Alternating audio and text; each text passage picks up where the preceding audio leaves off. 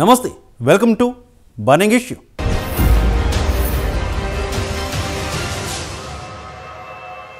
తెలంగాణలో మళ్లీ ఎన్నికల హడావిడి మొదలైందా? లోక్సభ ఎన్నికలకై బీజేపీ బస్సు యాత్రలు స్టార్ట్ చేయబోతోందా? ఈ ఎన్నికల్లో కేసీఆర్ భిన్నమైన ప్రయోగం చేయబోతున్నారా? ప్రచారానికి కూడా గులాబీ బాస్ రెడీ అంటున్నారా? కాంగ్రెస్ వ్యూహాలు సన్నాహాలు ఏంటి?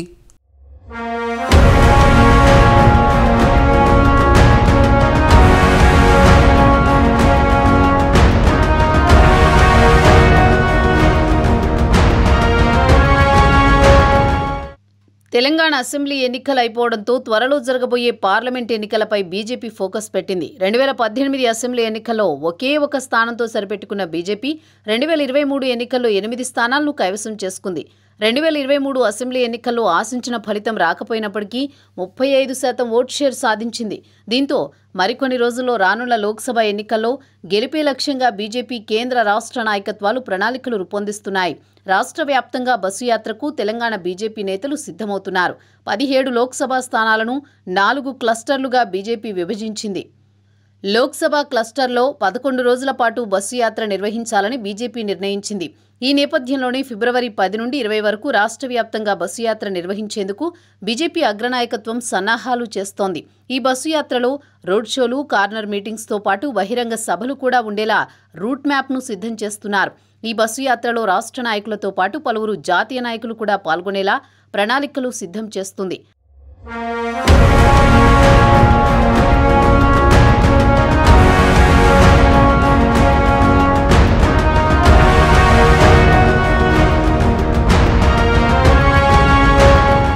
తెలంగాణ అసెంబ్లీ ఎన్నికల్లో పరాజయం తర్వాత లోక్సభ ఎన్నికలను బీఆర్ఎస్ ఛాలెంజ్గా తీసుకుంది.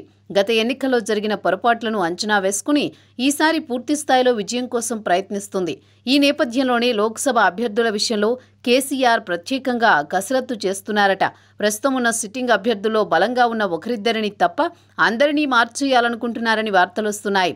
దాదాపుగా అందరినీ కొత్త వారిని దించి ప్రయోగం చేయాలనుకుంటున్నట్లుగా తెలుస్తోంది. ఇందుకోసం తటస్థులైన ప్రముఖుల్ని సంప్రదిస్తున్నట్లుగా పరిశీలకులు చెబుతున్నారు. అయితే తాజాగా బీఆర్ఎస్ అధినేత కేసీఆర్ ఎమ్మెల్యేగా ప్రమాణ స్వీకారం చేశారు. ఇప్పటికే పార్లమెంటరీ నియోజకవర్గాల వారీగా తెలంగాణ భవన్లో కేటీఆర్ సమీక్షలు నిర్వహించారు. ప్రస్తుతం అసెంబ్లీ నియోజకవర్గాల వారీగా సమావేశాలు జరుపుతున్నారు. అయితే ఇప్పటికే ఈ సమావేశాలను party working president KTR lead చేస్తున్నారు. అయితే ఇక నుంచి కేసీఆర్ స్వయంగా రంగంలోకి దిగనున్నారు.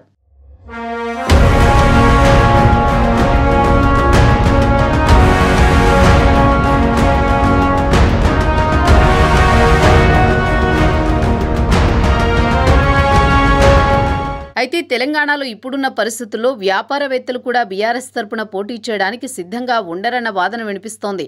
లోక్సభ, అసెంబ్లీ ఎన్నికలు విడివిడిగా జరగాలని కోరుకోవడమే బీఆర్ఎస్కి ముప్పు తిప్పలు తెచ్చిపెడుతున్నాయి. అసెంబ్లీ ఎన్నికల్లో ఓడిపోయిన 3 నెలలకే మళ్లీ లోక్సభ ఎన్నికల యుద్ధం చేయాల్సి వస్తోంది. అది కూడా 2 జాతీయ పార్టీలతో. లోక్సభ ఎన్నికలంటే జాతీయ పార్టీలకు అడ్వాంటేజ్గా ఉంటుంది. ఇలాంటి సమయంలో ప్రతిపక్షంలో ఉన్న బీఆర్ఎస్ తమకే ఓటు వేయాలని ప్రజల్ని కన్విన్స్ చేయడం అంత తేలిక కాదు. అందుకే పోటీకి అభ్యర్థులు వెనకాడుతున్నారు. తటస్థ ప్రముఖులు కూడా బీఆర్ఎస్ వైపు చూడడం సమస్యగానే మారింది.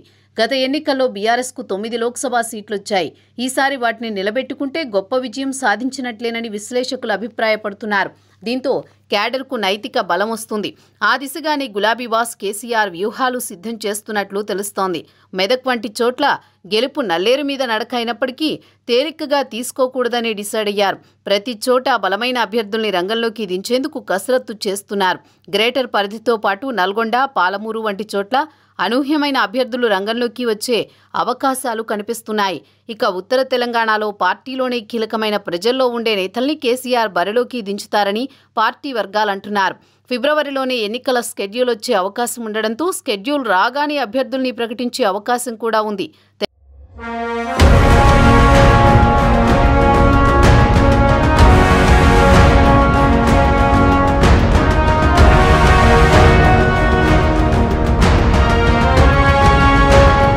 తెలంగాణ మీద కాంగ్రెస్ హైకమాండ్ పూర్తి స్థాయిలో ఫోకస్ పెట్టింది. తెలంగాణ అసెంబ్లీ ఎన్నికల్లో గెలుపు ఉత్సాహంతో ఉన్న కాంగ్రెస్ పార్టీ రాబోయే పార్లమెంట్ ఎన్నికలపై ఫోకస్ పెట్టింది. సార్వత్రిక ఎన్నికల్లో సత్తా చాటేందుకు పావులు కదుపుతోంది. ఈ క్రమంలో ఎంపీ అభ్యర్థులను ఎంపిక చేసే ప్రక్రియ ప్రారంభించింది. ఫిబ్రవరి 3 వరకు అప్లికేషన్లను స్వీకరించనుంది. ఇందుకోసం హైదరాబాద్లోని గాంధీభవన్లో ప్రత్యేక కౌంటర్ ఏర్పాటు చేసింది. ఎస్సీ, ఎస్టీ, దివ్యాంగ అభ్యర్థులకు దరఖాస్తు ఫీజు 25,000గా నిర్ణయించింది. ఇక మిగిలిన అభ్యర్థులకు అప్లికేషన్ ఫీజు 50,000గా పార్టీ నిర్ణయించింది. అప్లికేషన్ ఫీజు మొత్తాన్ని డీడీ రూపంలో చెల్లించాలని అభ్యర్థులకు పార్టీ సూచించింది. దరఖాస్తు ఫామ్స్ ఆన్లైన్లో అందుబాటులో ఉన్నాయని గాంధీభవన్ సిబ్బంది ప్రకటించారు. అయితే రాష్ట్రంలో అసెంబ్లీ ఎన్నికల సమయంలోనూ కాంగ్రెస్ పార్టీ ఇదే విధానాన్ని అవలంబించింది. ఇప్పుడు కూడా ఇదే సూత్రాన్ని పాటిస్తోంది.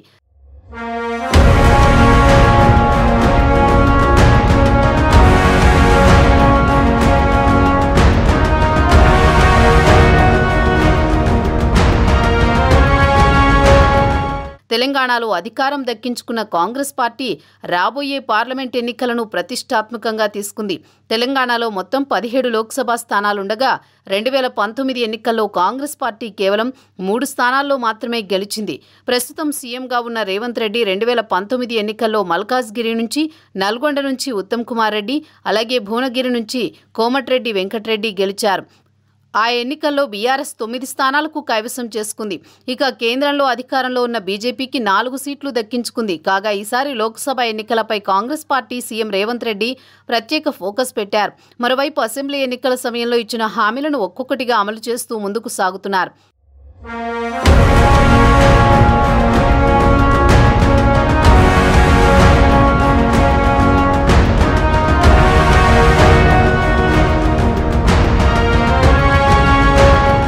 మొత్తానికి రానున్న లోక్సభ ఎన్నికలకు బీజేపీ బస్సు యాత్రలు, కాంగ్రెస్ సన్నాహాలు, బీఆర్ఎస్ వ్యూహాలతో తెలంగాణలో త్రిముఖ పోరు ఉండనున్నట్లు తెలుస్తోంది. అంతేకాదు ఈసారి జాతీయ పార్టీల అగ్రనేతలే ఏకంగా లోక్సభ అభ్యర్థులుగా బరిలో దిగనున్నారని రాజకీయ వర్గాలు చెబుతున్నాయి. కాంగ్రెస్ నుంచి సోనియా గాంధీ, బీజేపీ నుంచి ప్రధాని మోదీ ఎన్నికల బరిలో నిలబడనున్నట్లు వార్తలొస్తున్నాయి.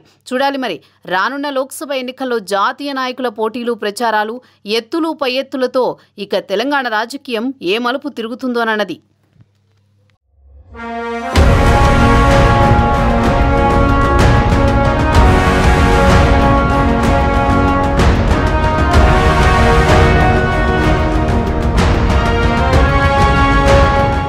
మొత్తానికి బీజేపీ, కాంగ్రెస్, బీఆర్ఎస్ పార్టీలు లోక్సభ ఎన్నికలపై గట్టిగానే ఫోకస్ పెడుతున్నాయి.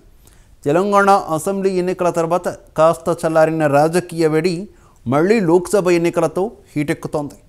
నువ్వా నేనా అంటూ ప్రధాన పార్టీలన్నీ ప్రణాళికలు సిద్ధం చేస్తున్నాయి. గెలుపుతో అధికారంలో ఉన్న కాంగ్రెస్, ఓటమితో రగిలిపోతున్న బీఆర్ఎస్, గతం కన్నా ఇప్పుడు బలం పుంజుకున్న బీజేపీలలో లోక్సభ ఎన్నికల్లో పై చేయి సాధించేది ఎవరన్నది తెలియాలంటే వేచి చూడాల్సిందే.